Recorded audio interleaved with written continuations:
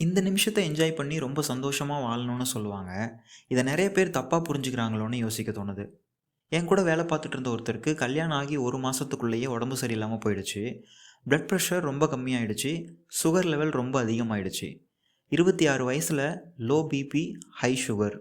இவ்ளோ சின்ன வயசுல அவரோட உடம்பு கெட்டு போக காரணம், 2 வருஷமா லைஃப்ப என்ஜாய் பண்றேன்ற பேர்ல ஒவ்வொரு வாரமும் வீக்கெண்ட்ல குடிச்ச சரக்கும், அவரோட ஃபுட் ஹேபிட்ஸும் தான். ஹாஸ்பிட்டல்ல அவரோட ஒய்ஃப் அழும்போது கூட இருந்து பார்க்க ரொம்ப கஷ்டமா இருந்துச்சு. அவர் என்கிட்ட, "நமக்கு கிடைச்ச இந்த ஒரு வாழ்க்கைய நல்லா என்ஜாய் பண்ணணும். இதெல்லாம் பண்ணாம வாழ்க்கையில என்ன பண்ண போறீங்கன்னு?" கேட்பாரு. அவர் கேட்டப்போ என்கிட்ட அந்த கேள்விக்கு பதில் இல்ல. அவரோட ஒய்ஃப் அழறத பார்த்தப்போ அந்த கேள்விக்கு பதில் கிடைச்சது. நெறைய பேர் இந்த நிமிஷ சந்தோஷத்த மட்டுமே பார்க்குறாங்களே தவிர, இந்த நிமிஷத்துல நம்ம சந்தோஷமா இருக்கிறதுக்காக செய்ற காரியங்கள்னால, நாளைக்கு நம்ம சந்தோஷமா இருப்போமா? ஃப்யூச்சர்ல இதனால நம்மள சேர்ந்தவங்களுக்கு ஏதாவது பிரச்சனை வருமான்னு நம்மள்ல நெறைய பேர் யோசிக்கிறதே இல்ல. இன்னைக்கு நம்ம செய்கிற ஒவ்வொரு விஷயங்கள்லையும் கொஞ்சம் கவனமாக இருக்கிறது அவசியம். ஏன்னா நாளைக்கு நமக்கு என்ன நடக்கும்னு தெரியாது.